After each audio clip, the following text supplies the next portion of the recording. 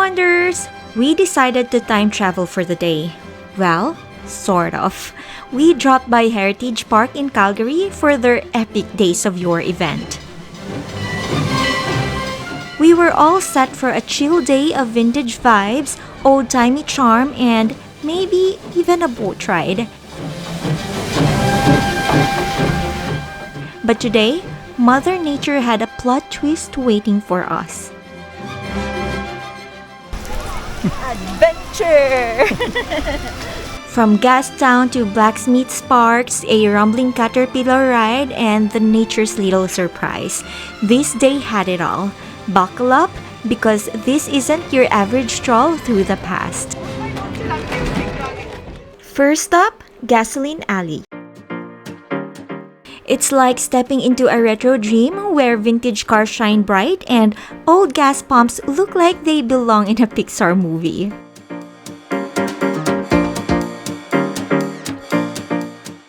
We wandered through rows of classic vehicles, each one with its own story. Honestly, if these cars could talk, they'd probably have better road trip stories than we do.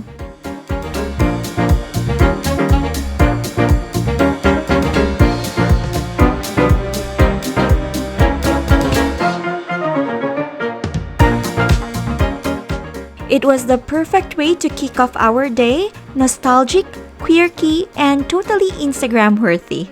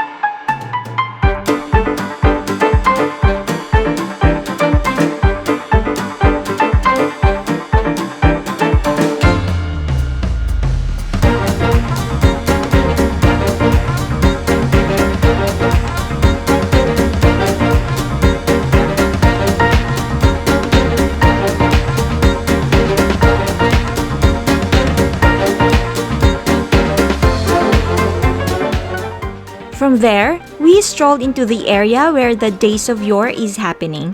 There were gunfire demonstrations.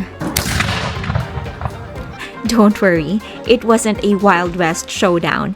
It was a historical reenactment showing how firearms were used back in the day. The costumes, the smoke, the sound, it's super cool. It is not the original type, but it has a couple of modifications from the original type, but it is much more reliable than the original muskets. This is a flintlock musket, a step up from the mag floor. We had a good piece of rope attached to your gun. This one we use a steel to create the spark, which will ignite our powder. That is powder that you load by a cartouche into a pan. So you can see the cartouche basically looks about the same size as a shotgun shell, a little bit smaller, but not much. They'll load it into the pan first, but only, not all of it, just a little bit. Enough so that that black powder, once it's lit, will actually connect to the charge on the inside of the musket.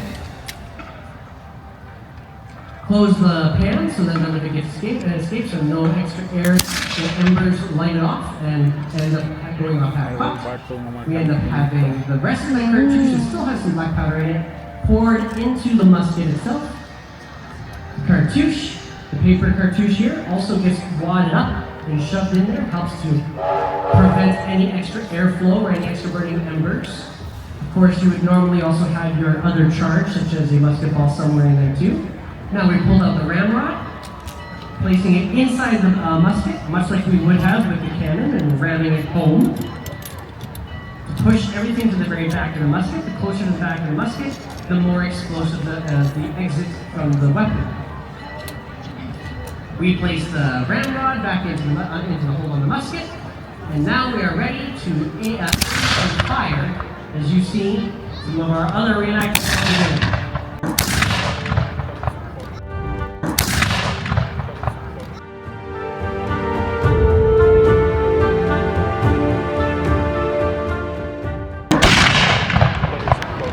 Of course, the other most notable difference between the rifleman and most of the Wellington's redcoats was the weapon that he carried, because he uses an infantry rifle, or the Baker rifle. Whereas the redcoats were generally issued the brown best musket.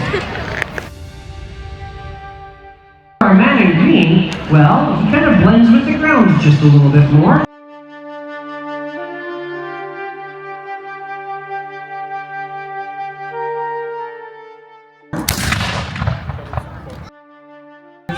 That made up the bulk of the British Army, instead of the classic red coats as you see.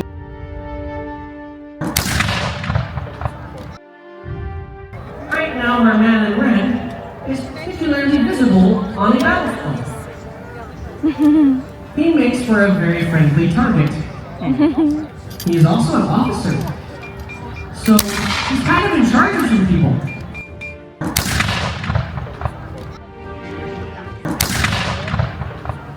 Then, we came along the blacksmith shop, or should I say, booth. Watching the blacksmith hammer away was mesmerizing, like a live-action history lesson. I like using charcoal because it's a very clean burning fuel.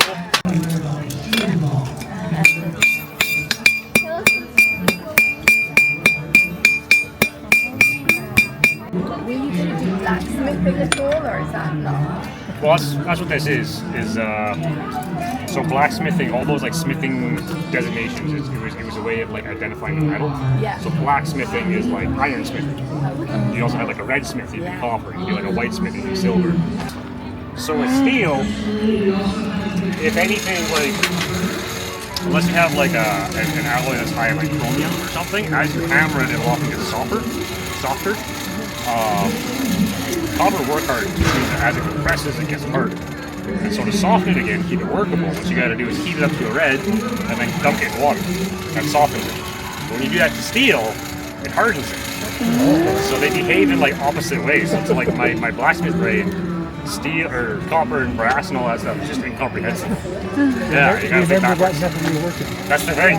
And if you don't, then you're doing like the opposite thing you should be doing. I'll go for a twist. Why not?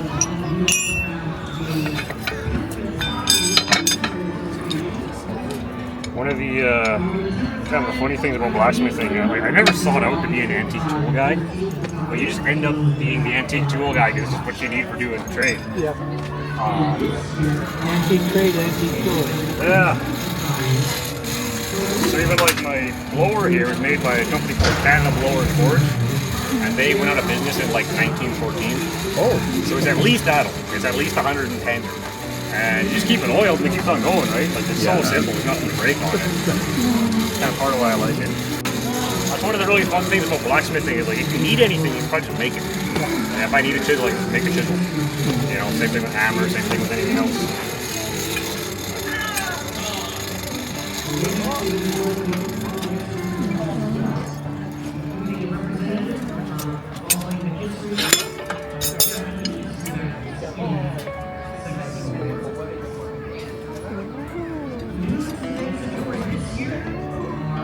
Yeah, it gives us a little bit of like visual pizzazz, right?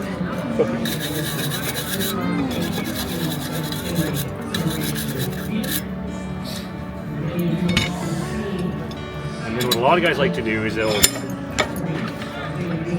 take that orientation of the twist, and then for the rest of it, they'll do like an opposite twist. So it goes that way, and then there's a kind of a transition, and it goes the opposite way. We left with a newfound respect for iron, not, eh? fire, and anyone who can swing a hammer like that. So it kind of makes that nice little like transitional edge in there, right? They're kind of fun. But yeah, roughly the piece. A little bit of visual fun to it, and pretty easy. Nice. I thank you. Okay, so here's something we didn't expect to find at Heritage Park. A caterpillar amusement ride.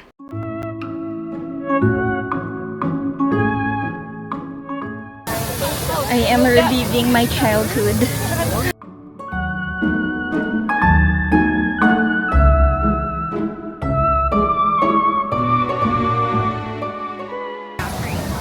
So now, we are riding a caterpillar here in Heritage Park. Exciting. Not the bug, not the construction vehicle. This was a retro carnival style ride that looked like it rolled straight out of the 1950s fairground, complete with that old school charm and just the right amount of squeaky thrill. Okay, this might make me sound old. I swear I'm not. At the moment, I'm not. But I used to ride this when I was a kid.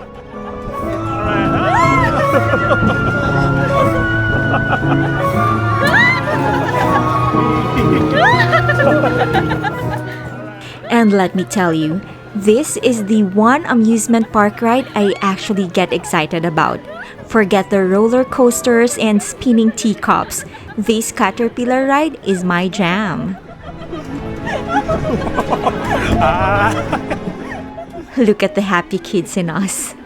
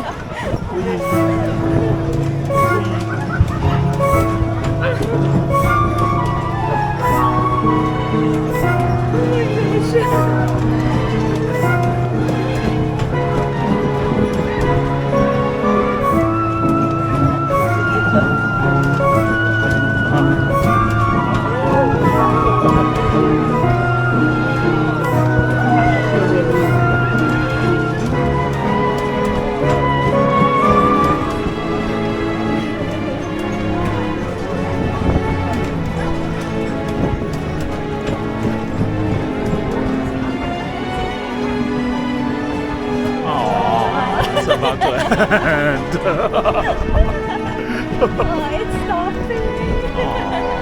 It's slowing down.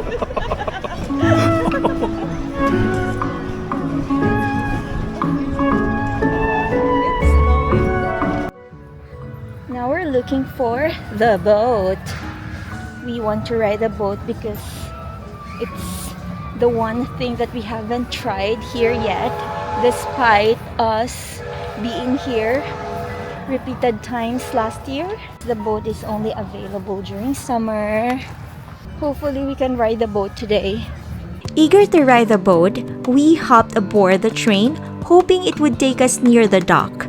We chose seats in the open air car, embracing the breeze and the view. Then this happened.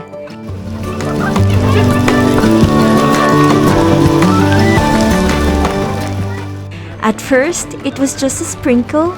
Cute, right? Then, it turned into this.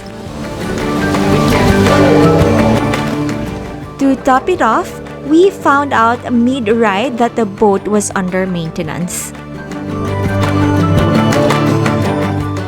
So, no boat, no dry clothes, and no regrets. Because honestly, it was kind of epic.